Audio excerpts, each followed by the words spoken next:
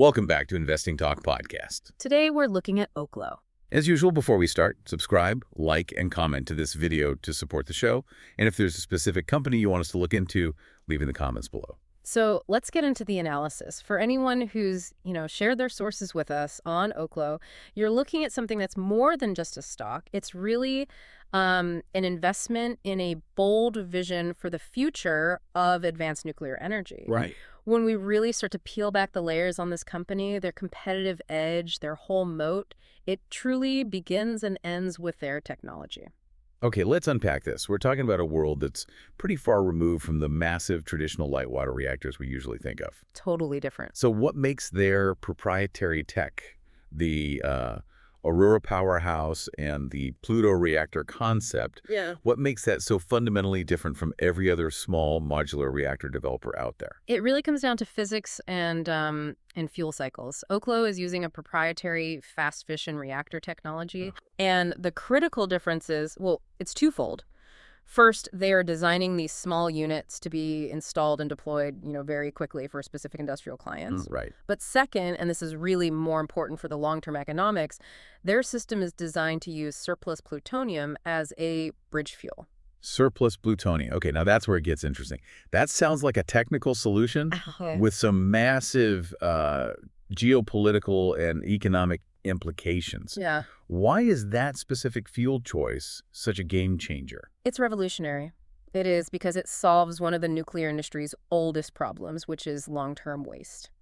By using plutonium from spent fuel that other conventional reactors, currently just treat as high-level waste, Oklo drastically improves fuel recycling efficiency. So they're turning trash into treasure, basically. In a way, yes. They are effectively reducing the final volume and longevity of the waste stream while, at the same time, accessing this massive existing fuel source that other companies just can't use. Which means less dependency on new uranium mining. Exactly. It addresses the waste issue and the fuel source issue in one very elegant stroke. That sounds like a massive technological hurdle they've already managed to clear.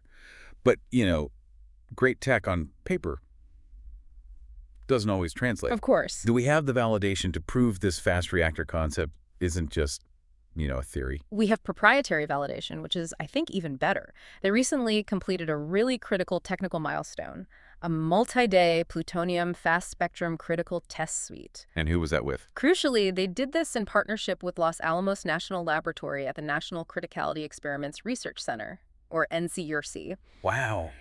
That collaboration isn't just a handshake. It generates proprietary IP.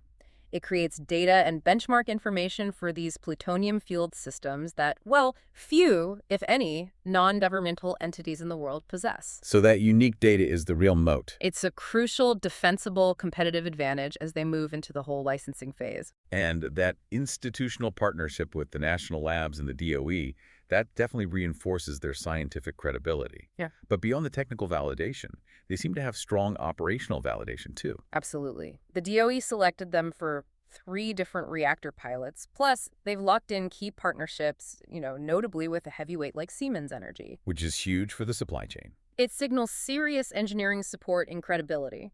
For a company building physical infrastructure, knowing you have major industrial partners in your corner, that minimizes a ton of execution risk. And their go-to-market strategy, it's not just sell power to the grid.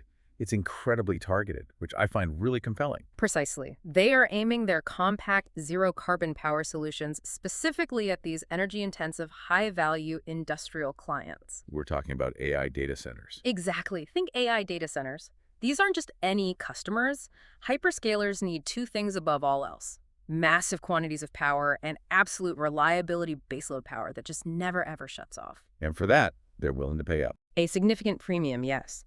And that focused strategy chasing premium pricing customers is central to their huge long-term revenue projection. Okay, here's where it gets critical for anyone considering this. We've got the strong technology, the high-value market they're chasing, but this is a pre-revenue company. It is. And it's in arguably the most capital-intensive sector on Earth. We have to ground this in financial reality. What's the current financial snapshot? And that snapshot is the necessary caution flag. It is essential for you, the learner, to understand this company's life cycle. Oklo is unequivocally a pre-revenue advanced nuclear developer. No revenue yet. As of Q3 2025, 0 commercial revenue. and the expectation is clear. Meaningful power revenues won't start rolling in until, say, late 2027 or potentially early 2028. You are buying the build-out, not the current revenue stream. And the recent Q3 2025 results, they reflected that reality completely. They did. The company reported an EPS loss of -$0.20 and an operating loss of $36.3 million. Which isn't a surprise. Not at all. It reflects the intense, high-cost phase they are in right now. Deep R&D, specialized engineering, and navigating that lengthy licensing process. This kind of cash burn is just the nature of the beast when you're building complex, long-led infrastructure. A multi-million-dollar quarterly loss sounds terrifying on the surface, but here is the critical distinction that makes Oklo so different from, say, a typical cash-strapped startup. The liquidity. The liquidity is monumental. It is the great safety net. The company holds approximately $1.2 billion in cash and marketable securities. And that $1.2 billion figure is the cornerstone of the whole bear case defense. When you look at their expected annual operational cash use, which is projected to be around $65 to $80 million, that cash pile provides a massive multi-year runway. They are not chasing the next funding round next quarter. And the liquidity metrics back that up in a way that's almost unheard of for a company at this stage. I mean, they have exceptionally strong ratios, a current ratio of 67.5 and a quick ratio of 66.8. Okay, for those of us not deep in high finance jargon, 67.5 sounds like a random number. Can you put those liquidity ratios into plain English for us? How extraordinary is that? It's incredibly extraordinary. It essentially eliminates the immediate insolvency risk. How so?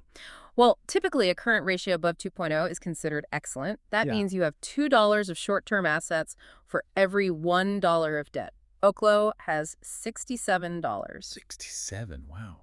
They successfully navigated that early, risky funding phase through the IPO and other raises, relying on equity and DOE support, not heavy debt. This massive liquidity means they can sustain their current burn rate for, well, nearly 2 decades without needing another dollar. Which gives them the breathing room to actually get it done. It ensures the projects have the best possible chance of reaching commercialization without any kind of financial panic. So if we accept that the current negative free cash flow is just a necessary feature of this build-out phase, what's the ultimate payoff? Why endure the losses today? The long-term vision, it's all about predictability. Management projects the potential for over $21 billion in revenue by 2038. $21 billion. And this is built on a fleet model, standardizing the reactors, getting regulatory approval once, and then just replicating them globally. But the key to making this reliable is the long-duration power purchase agreements, or PPAs. We hear the term PPA all the time, but why are these specific long-duration PPAs with AI data centers so valuable? They're invaluable because they create these highly recurring, stable, infrastructure-like revenue streams. So it's locked in. These PPAs lock in clients for 10, 15, sometimes even 20 years at a guaranteed price. This insulates Oklo from volatile energy spot markets and makes their future cash flows utility-like and predictable. Okay, that's the dream. $21 billion in contracted, stable revenue. But the path to that dream has been incredibly volatile recently. It's been a wild ride. Let's pivot and look at market sentiment. What's causing these sharp drawdowns we've seen? Well, the stock surged over 300% year-to-date in 2025, but any little piece of negative news triggers these sharp reversals. We're seeing this fierce tug-of-war between the tech optimism we just discussed and, near-term market fear. 2 major hurdles stand out. The first is dilution risk. Tell us about the massive $1.5 billion at-the-market equity program. Yeah, this ATM program followed a big capital raise earlier in 2025 of $540 million and a $1.5 billion ATM that absolutely fuels dilution fears. Because they're selling more shares. Exactly. In a company with no revenue, selling shares means the equity value gets spread across more outstanding shares. It just instantly pressures the price. And the second major hurdle was the highly public insider selling. That was difficult to ignore. It caused massive negative sentiment. We saw over $110 million in sales from the CEO and the COO over a 90-day period. And that looks bad. It does. When founders and key management liquidate shares that heavily, the market often reads it as a negative signal about the future. Okay, but what's crucial here is how we analyze those risks. Let's start with dilution.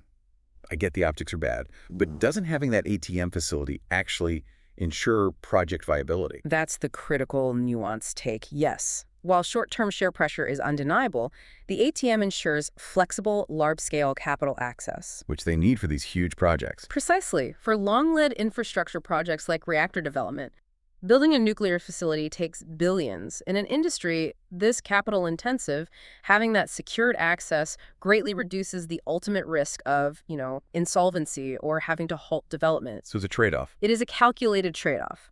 Short-term pain for long-term project security. Okay, and let's address the insider selling, especially considering this stock ran up 700% since its IPO in May 2024. If they believe in the $21 billion target, why sell now? You have to interpret it with context. These are founders who, after years of work and a massive life-changing run-up, are simply taking some liquidity. It's founders getting paid. It's founders getting paid. It's human nature and not necessarily a signal of a fundamental problem. And what supports this is that institutional ownership remains incredibly high, sitting around 85%. So the big money is staying in. That high institutional sponsorship suggests that sophisticated long-term investors who have done their diligence are sticking around, despite the noise from the founder's sales. We also saw that sector-wide risk related to AI timing, specifically, uncertainty around hyperscaler project delays. That triggered sell-offs across the whole nuclear sector, right? Exactly. It just shows how much the stock is trading on narrative and forward-looking expectations. But if we connect this timing uncertainty to the bigger picture, The demand is still there. the structural demand drivers, decarbonization, severe grid stress, the multi-decade demand curve for AI power, they all remain entirely intact. The problem isn't the demand, it's just the exact timing of when the first few facilities get deployed. And despite all that noise, institutional conviction seems to be incredibly strong. We've seen large players accumulating during these dips. That's a key signal. ARK Invest, for instance, was noted buying over 107,000 shares recently. When the smart money buys dips created by volatility, it suggests they see it as temporary. And the analyst targets are high. Very high. Some firms are at $95, $135, and one is even at $150. This signifies strong conviction in the multi-year potential. They're embedding the expectation of that $21 billion in future contracted revenue.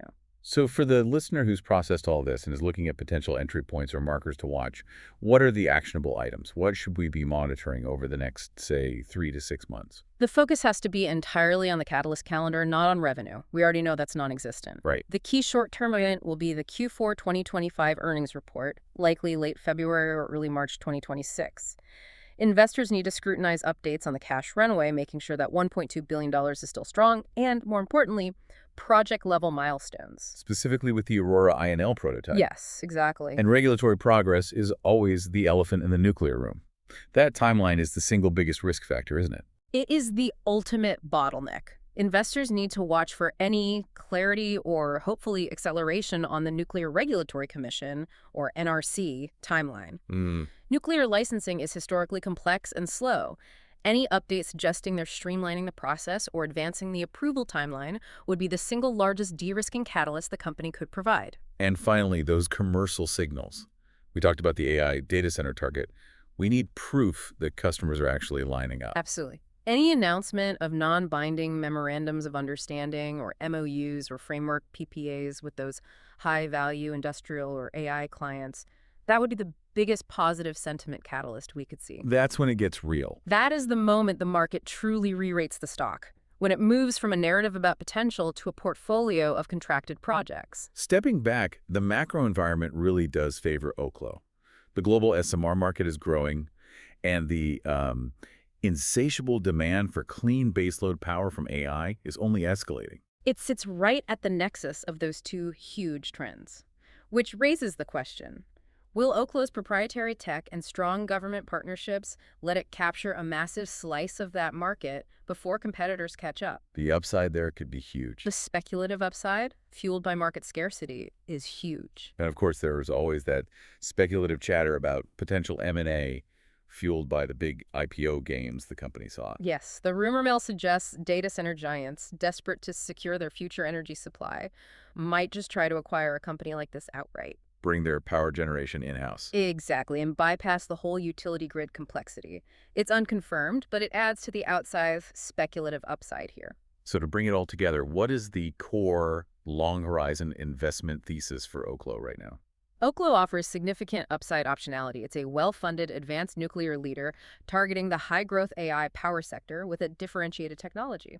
The recent volatility from dilution fears and timing resets, which happened after that massive run-up, actually offers a potential entry point for long-horizon investors. If you can stomach the risk. If you're focused squarely on that multi-year path to commercialization and those eventual contracted revenues, the risk is high, no question, but the potential rewards align with the disruptive nature of their technology. So the crucial question for the next decade, then, is whether Oklo's proprietary fast reactor technology can navigate the complex regulatory environment and deliver that promised $21 billion in contracted, stable revenue faster than its conventional competitors. That regulatory pathway is what will decide if the dream becomes reality. If you want more analysis like this in your feed, hit that subscribe button.